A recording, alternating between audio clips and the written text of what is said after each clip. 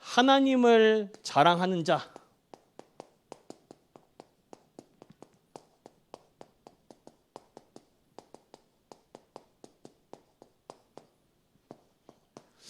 우리가 이번 주 한 주간 본문 말씀을 전부 다 붙잡아야 되지만 오늘은 이 새벽에는 17절부터 18절 두 구절만 전달해 드리겠습니다. 전 성도님들이 하나님께 인정받는 24를 누리시길 바랍니다. 이번 한 주간 하나님께 옳다 인정함을 받는 자는 어떤 자인가? 강단의 말씀을 통하여서 이 말씀이 이번 한 주 우리의 응답이자 우리 현장에서 문제와 사건, 갈등 속에 이것을 찾고 또 나를 갱신해 나가고 또 발견해야 할 응답입니다. 고린도 교회 내부에서 사도 바울의 사도직에 대하여서 의심하는 사람도 있으며 뒤에서 함부로 유언비어를 또는 뒤에서 욕을 하는 사람도 있었어요. 이 바울이 워낙 고집불통인 사람이라 예수님이 직접 만나지 않으면 안 될 정도였습니다. 근데 그도 그럴 것이 바울이 자라온 환경을 보면 바울은 이 예수가 이단인 줄 알았고 자칭 메시아라고 칭하는 이 예수가 사기꾼이라고 믿고 있었습니다. 그래서 이 사기꾼 예수를 믿는 사람들을 잡아서 감옥에 집어넣는 거야말로 하나님이 기뻐하시는 것이다 라고 믿어왔길래 그것을 하나님을 최고로 기뻐하는 것이다 라고 믿어왔기에 그것을 최고로 그 일을 한 거예요. 그런 바울이 다메섹 도상에서 예수님을 처음 만나고 이 예수가 구약 성경에 예언된 메시아 그리스도, 이 바울이 그리스도를 모르겠습니까? 그리스도가 예수라는 거를 딱 보자마자 너무 충격받은 거예요.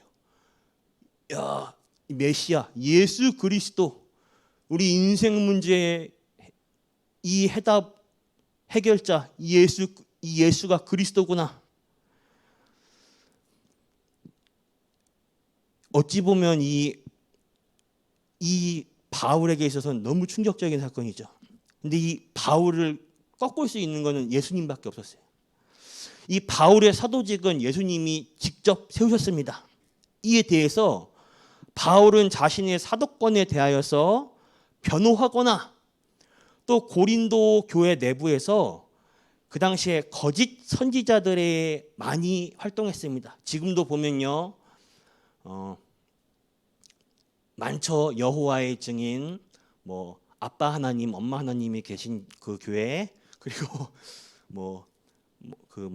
통일교 등 신천지, 그리고 많은 이단들이 있습니다. 우리나라에 공식적으로 알려진 하나님만 10명이 넘으셔요. 그 중에 무덤에 누워 계신 분만 13명인가 그러신데 부활을 기다리고 계신 분만 지금 10명이 넘으십니다. 아직도 지금 부활을 기다리고 계시죠? 공식적으로만요.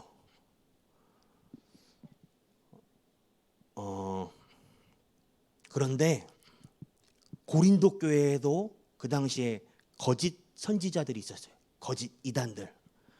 여기에 대해서 또 이 고린도 교회 내부에서 이제 말이 팍 퍼지는 거예요. 이 교회 내부가 혼잡해지는 거예요. 근데 바울은요, 여기에 대해서 말대꾸하거나 또 여기에 영향받는 성도들에게 호소하거나 설득하지 않았어요. 바울은 그저 오로지 하나님 앞에서 나와 함께 하신 하나님만을 그들에게 확인시켜 주었습니다. 확인시키다, 그 말은 말 그대로 보여주다, 그 뜻이에요. 오직 복음만을 증거하였습니다. 이 시대에는요, 그냥 복음 안 돼요. 섞인 복음, 희석된 복음 안 됩니다. 정신병 시대 난무합니다. 오직 복음이에요. 그 가끔 지금 계속 나오죠. 메시지에서 그 마약 시대가 나오면서 지금 미국 길거리에서 무슨 사람들 좀비 같다라고 하죠. 이게 뭔 말인가 했어요. 이게 뭔 말이야 이게? 그러니까 근데 제가 이제 뉴스를 통해서 어제 알게 됐는데 하도 그 마약 중에 가장 그 강도가 센 게 헤로인이라고 하더라고요. 근데 이게 그 원래는 마약이 이게 원래 의약 용품으로 나온 건데 시중에 쉽게 구입할 수 있게 나온 거예요. 근데 사람들도 마약이 위험한 줄 알면서 그 제약회사에서 쉽게 사람들이 구입할 수 있게끔 정부에 10년간 로비 자금을 넣어서 이걸 한 거예요. 사람들이 헤로인에 취해가지고 쉽게 마약을 접하다 보니 마약을 금방 알게 되고 금세 마약이 퍼진 겁니다. 근데 미국 같은 경우에 이제 어느 동네라는지 펜실베니아? 사람들이 길거리에 마약에 완전히 중독이 돼서 너무 흔해요. 사람들이 너무 흔한 광경이에요. 지나가다 보면 진짜로 그 좀비라는 영화 보면 좀비라고 있습니다. 이제 걸어다니는 시체인데 죽지 않고 흐느적거려요, 막. 근데 그것처럼 진짜로 사람들이 이렇게 흐느적거려요, 막. 그거 보고 너무 충격받았어요. 와, 정신병 시대, 이 마약 시대. 이거 지금 우리나라에는 마약이 지금 불법이죠. 합법이 아니라. 근데 이게 언제 또 우리나라에 들어올지 모릅니다. 지금 외국에는 마약이 합법인 나라가 있습니다. 네덜란드나 미국 몇몇 지역, 독일에도 지금 마약은 불법으로 알고 있지만 경찰에게 안 걸리면 합법이랍니다. 그렇게 지금 유럽 내에서도 지금 마약이 지금 퍼지고 있고 급속도로 지금 정신 문제, 또 네피림 시대, 악령 충만한 시대. 지금 이 시대에 오직 복음밖에 없어요. 해답은 우리가 그냥 복음 아니에요. 오직 복음이에요.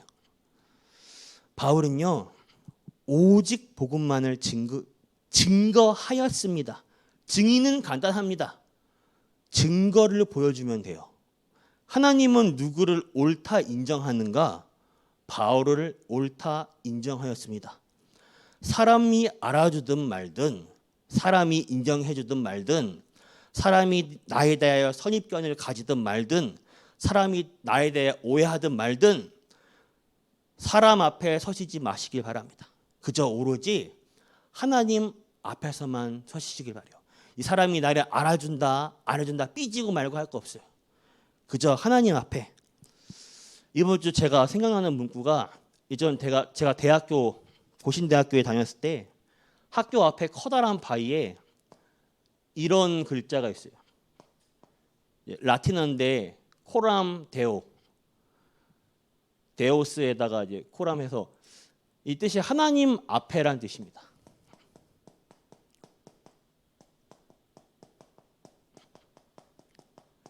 하나님 앞에서만 딱 서시길 바래요. 우리가 믿고 의지할 거는 다른 거 없어요. 육신의 것, 사람 의지할 것도 없고요. 사람의 인정, 따스함, 사람으로부터 인정받 전혀 없습니다. 그냥 하나님 앞에서만 딱 서시길 바랍니다. 결단 내리시길 바래요. 여태까지 내 인생을 끌어오신 분 하나님이요. 지금도 끌어가시는 거 하나님이요. 앞으로도 내 인생 책임져 가시고 끌어가실 분은 오직 하나님이십니다. 하나님 앞에서만 서시길 바랍니다. 우리 신앙생활에서 근데 이게 참 안 되죠. 왜냐?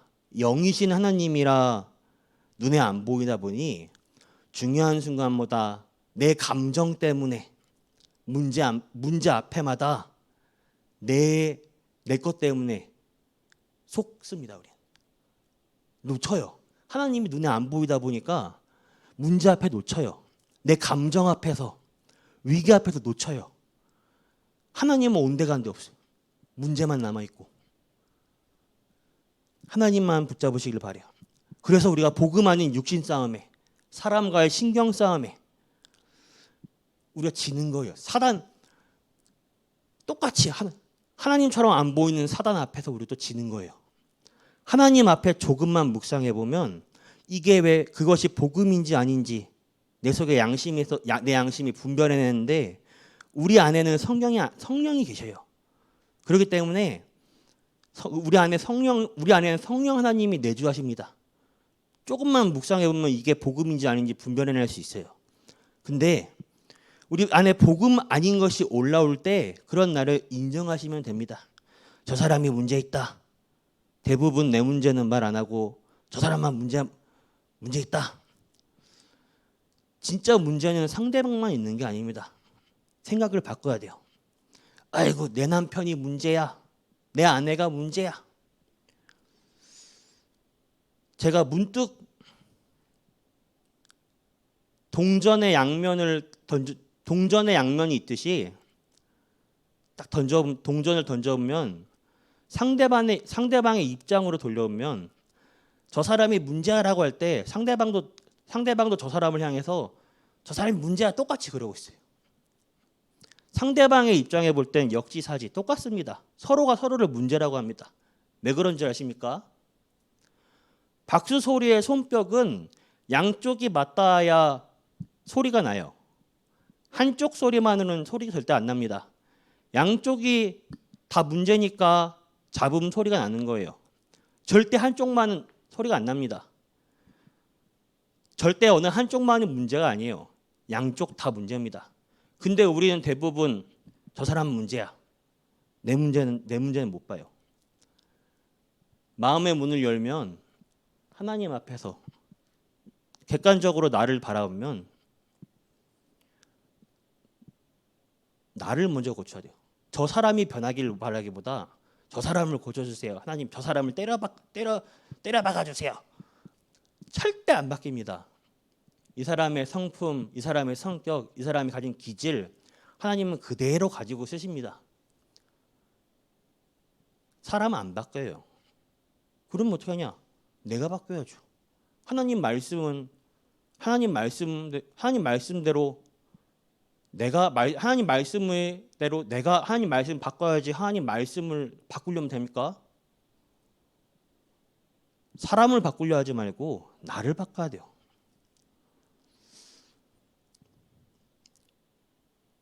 제가 결국 무엇을 말하려고 하냐?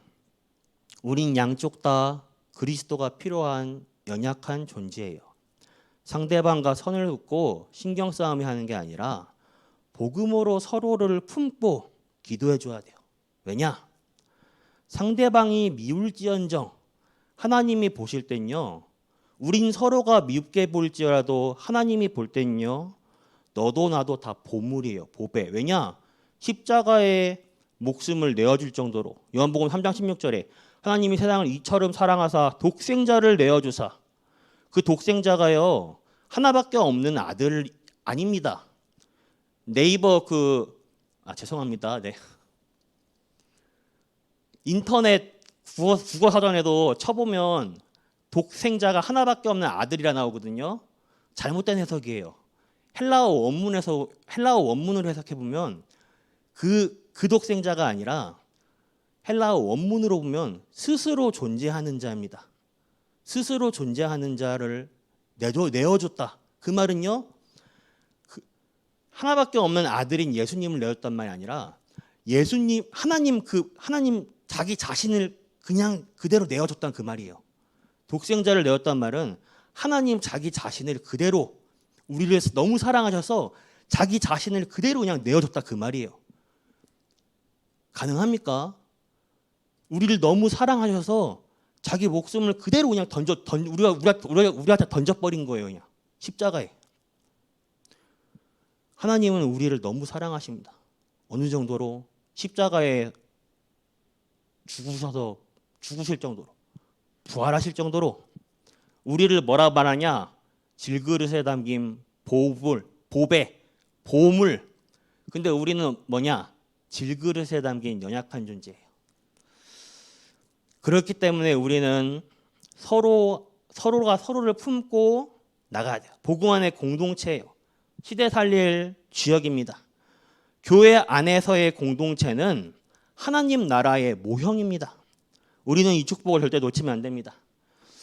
본론으로 우리는 하나님께 인정받는 24를 회복해야 됩니다. 오늘 본문 말씀처럼 나를 나타내는 자가 아닌 오로지 하나님을 자랑하는 자 되길 바랍니다. 바울은 오로지 그리스도의 은혜만을 붙잡았고 그리스도의 십자가 때문에 나의 연약함을 자랑한다고 자랑하였습니다. 왜?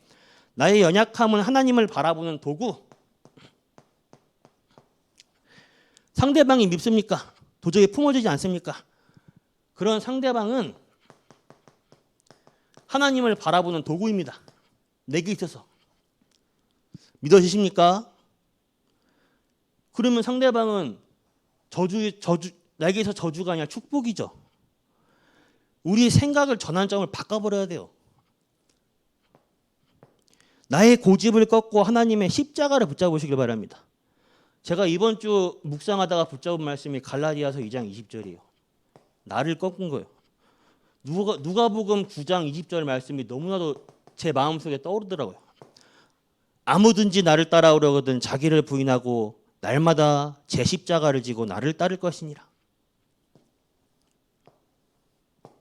상대방은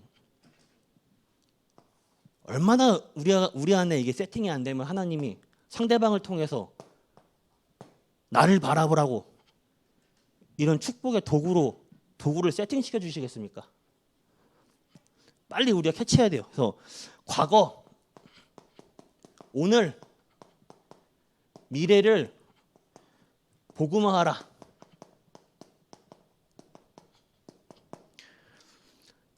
지난날의 과거의 상처 끝내시길 바랍니다. 오늘을 최고의 축복의 날로 바꾸시길 바래요. 그렇다면 오늘 미래가 오늘이 미래가 되는 것입니다. 미래가 점점 가까워지는 거예요. 그런데 대부분 성도님들이 의외로 지난날의 과거의 상처에 매여 있어요. 근데 우리가 기억 상실증에 걸린 것도 아니고 사실 과거는 지워지지 않죠. 팩트예요. 이미 벌어진 과거는 지워지지 않아요. 우리가 뭐 기억 상실증에 걸린 것도 아니고 뭐 뒤통수에 뭐 세게 맞은 것도 아니고 뭐 그렇죠? 그렇지만 과거에 매여 있으면 안 돼요. 과거 속에 머물러 있으면 안 돼요. 광야 사역에 머물리면 안 돼요. 가나안 땅으로 나가야 돼요. 요한복음 19장 30절에 다 끝냈다고 했습니다. 예수님께서 다 이루셨다고 했어요. 우리의 신앙생활이 언제부터 시작되냐? 복음편지 1강 보시면 신앙생활의 첫 시작은 우리의 과거의 모든 문제가 발판으로 결론 내는 것부터 시작하는 거예요. 여기서부터가 우리 신앙생활의 시작이에요. 아직도 내 지난 과거의 상처, 나쁜 기억들 잡혀 있습니까? 매여 있습니까?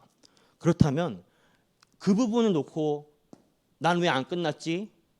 하나님께 집중 기도해 보시길 바랍니다. 진짜 기도해 보시고 답을 얻어 보시길 바래요. 하나님이 왜 나에게 이런 부분을 주셨을까? 시대적인 답을 얻으시길 바래요. 그래서 진짜 힘을 얻는 정식기도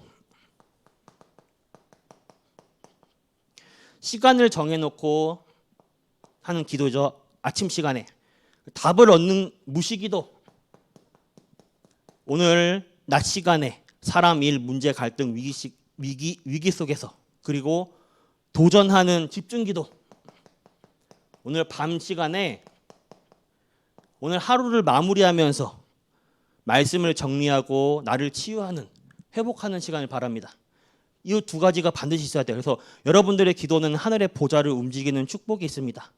성령 하나님의 역사는 시공간을 초월하여 여러분들이 가는 현장마다 빛을 비춰요. 여러분들이 있는 곳에 재앙을 막습니다. 여러분들은 가정에, 지역에, 직장 현장에 사단을 때려잡는 영적 보안관이자 경찰입니다. 현장의 파수꾼이에요. 등대라고 했을 때는요. 망대 그 바닷가에 있는 그 망대를 말하기도 하지만 영어로 할 땐 와치타워, 그 보초병들이 서는 그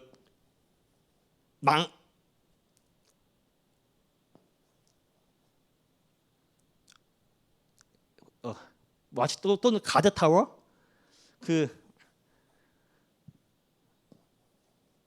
그런 그 타워입니다. 그러니까 보초타워, 그 와치맨, 그러니까 보초병들이 지키는, 잠을 안 자고 이제 적이 쳐들어올까봐 지키는 그 타워를 말하는 거예요.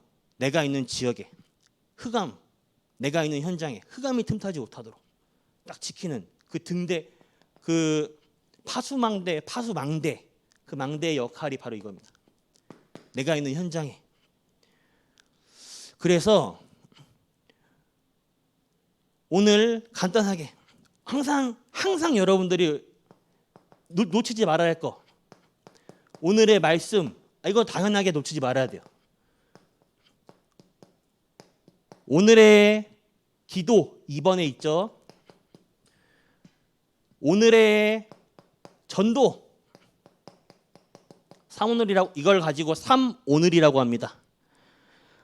오늘의 전도라고 했을 때는 만남을 중심으로 미리 정리하시길 바래요.